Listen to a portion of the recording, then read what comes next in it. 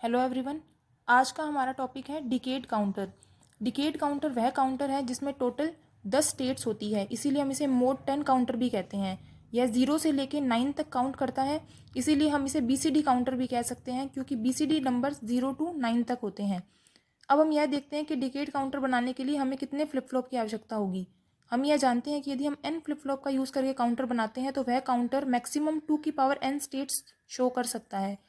यदि हम 3 flip flop use करते हैं तो वह 8 स्टेट्स शो कर सकता है मैक्सिमम, और यदि हम 4 फ्लिप फ्लॉप यूज़ करते हैं तो मैक्सिमम 16 स्टेट्स यह फ्लिप फ्लॉप काउंटर शो कर सकता है। 16 स्टेट्स का मतलब है यदि हम 4 फ्लिप फ्लॉप यूज़ करके एक एसिंक्रोनस अप काउंटर बनाते हैं तो वह 0 to 15 तक काउंट करता है। हमें यहाँ पर जो काउंटर बनाना है वो हमें 0 to 9 तक काउंट करेगा। अतः हम जिस तरीके से हमने मोड 3 और मोड 5 काउंटर डिज़ाइन किए थे उसी तरीके से हम 4 फ्लिप फ्लॉप का यूज़ करके इन 0 to 15 तक की स्टेट्स में से केवल 0 to 9 तक का काउंटर बनाएंगे। यहाँ पर हमने ये 4 फ्लिप फ्लॉप लिए हैं, ये चारों जे के फ्लिप फ्लॉप हैं, और इन चारों को हमने इनके टॉगल मोड पे सेट किया हुआ है, यानी हमने इनकी जे और के इनपुट्स पे 1 अप्लाई किया हुआ है। ये एक एसिंक्रोनस काउंटर है, इसलिए हमने केवल एक फ्लिप फ्लॉप जो कि हमारा एलएसबी है उसको एक्सटर्नल क्लॉक दी है, और बाकी अन्य फ्लिप फ्लॉप के लिए इनकी जो प्रीवियस आउटपुट है, प्रीवियस फ्लिप फ्लॉप की जो आउटपुट है वो इनके लिए क्लॉक का कार्य करेगी। यदि हम नेगेटिव एज ट्रिगर है ये चारों फ्लिप फ्लॉप, तो यदि क्लॉक का मान 1 to 0 जाएगा तो यह जे के फ्लिप फ्लॉप टॉगल करेगा, यानी कि यह प्रत्येक क्लॉक पल्स पर जो हमारी एलएसबी है ये टॉगल करेगी। Q1 तब टॉगल करेगा जब Q0 का मान 1 to 0 जाएगा। जब Q1 का मान 1 to 0 जाएगा तब Q2 की वैल्यू चेंज होगी, और जब Q2 का मान 1 to 0 जाएगा तब Q3 की वैल्यू चेंज होगी। इस प्रकार यह एक 4 बिट का एसिंक्रोनस अप काउंटर है जो टोटल 0 to 15 तक काउंट करता है। जब हम यहाँ पर कोई क्लियर सिग्नल हमने अप्लाई नहीं किया हुआ है तो यह इसकी काउंटिंग 0 to 15 तक आएगी। इसको हम इसकी ट्रूथ टेबल से समझते हैं। यदि हम यह माने कि सारे flip flop initially clear state में है, यानी कि सब फ्लिप फ्लॉप की आउटपुट अभी 0 0 0 पर है, तो जैसे ही फर्स्ट क्लॉक पल्स आएगी वैसे ही जो हमारा एलएसबी है यह टॉगल करेगा 0 to 1। क्योंकि अभी इसकी वैल्यू 0 to 1 गई है, इसीलिए अभी Q1 में कोई चेंज नहीं होगा। Q1 में कोई चेंज नहीं है तो Q2 में कोई चेंज नहीं होगा, इस प्रकार Q3 में भी कोई चेंज नहीं होगा। नेक्स्ट क्लॉक पल्स पे अगेन Q0 टॉगल करेगा, क्योंकि अब ये 1 to 0 गया है इसीलिए Q1 चेंज होगा 0 to 1। क्योंकि अभी ये 0 to 1 गया है इसीलिए Q2 में कोई चेंज नहीं होगा, इस प्रकार Q3 में भी कोई चेंज नहीं होगा। नेक्स्ट क्लॉक पल्स पे यह 1 to 0 अगेन ये 0 to 1 जाएगा, अब कोई चेंज नहीं होगा। Q1 में ये 1 रहेगा, नेक्स्ट Q2 भी 0 रहेगा और Q3 भी 0 रहेगा। नेक्स्ट क्लॉक पल्स पे Q0 टॉगल करेगा 1 से अगेन 0, क्योंकि यह 1 से 0 जा रहा है इसीलिए Q1 भी टॉगल करेगा 1 से 0। 1 से 0 Q1 गया है इसीलिए इस इंस्टेंट पर Q2 भी टॉगल होगा 0 to 1 पर, क्योंकि अभी यहाँ पर Q2 0 to 1 गया है इसीलिए Q3 अभी टॉगल नहीं होगा, इसका मान 0 ही रहेगा। इस प्रकार हम यह काउंटिंग प्रत्येक क्लॉक पल्स के साथ इसकी काउंटिंग एक अप इंक्रीज होती रहेगी। जैसे अगेन नेक्स्ट क्लॉक पल्स पे ये 0 to 1 होगा, ये 0 to 1 हुआ है तो अभी Q1 में no change, Q2 again same, Q3 भी सेम रहेगा।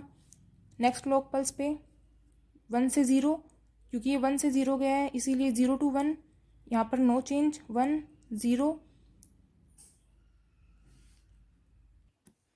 इस प्रकार हम प्रत्येक क्लॉक पल्स को इंक्रीज करके हम यहाँ पर देख सकते हैं कि टोटल हमने 10 तक यहाँ पर काउंट बना लिए हैं। इसके आगे यह 15 तक काउंटिंग जाएगी, लेकिन हमें क्योंकि यहाँ पर मोड 10 काउंटर बनाना है इसीलिए हमें केवल 0 से लेके हमें 9 तक की स्टेट्स चाहिए। तो हमारी रिक्वायरमेंट ये है कि जैसे ही 1 0 1 0 आए तो उसके स्थान पर हमें यहाँ पर 0 0 0 0 की स्टेट चाहिए।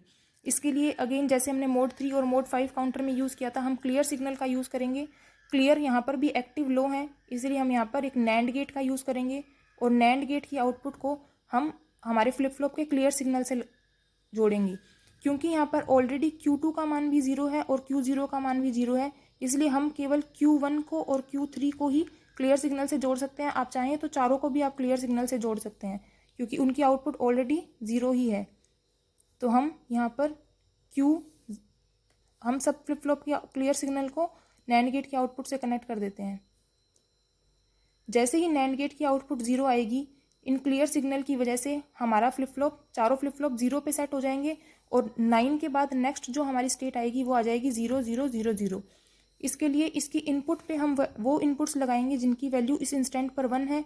यहाँ पर Q3 की वैल्यू 1 है और एक Q1 की वैल्यू 1 है, और किसी भी स्टेट के लिए ये कंडीशन सेम नहीं है, इसीलिए हम यहाँ पर Q3 और Q1 को यहाँ पर कनेक्ट कर देंगे।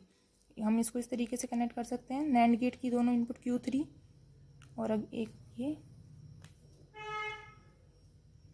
Q1। जैसे ही ये हमारी काउंटिंग चलेगी, जैसे ही हमारी काउंटिंग 8 के बाद 9 पे आएगी 1 0 0 1, नेक्स्ट क्लॉक पल्स पे जैसे ही आउटपुट 1 0 1 0 आएगी तो इन दोनों नैंड गेट पर इनपुट पे हमें 1 1 मिलेगा। नैंड गेट की दोनों इनपुट 1 1 है तो नैंड गेट की आउटपुट आएगी 0। नैंड गेट की आउटपुट 0 आते ही ये सभी फ्लिप फ्लॉप को 0 पे, सभी फ्लिप फ्लॉप को की वैल्यू को 0 कर देगा और हमें 1 0 0 1 के बाद नेक्स्ट स्टेट 0 0 0 0 मिल जाएगी। और उसके बाद अगेन वापस काउंटिंग 0 0 0 1 से स्टार्ट होके दोबारा 1 2 3 इस तरीके से है 9 तक काउंट करेगा।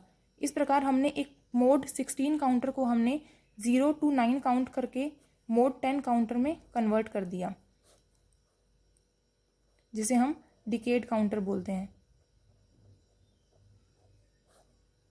इस तरीके से आप मोड 10 काउंटर डिज़ाइन कर सकते हैं। Thank you.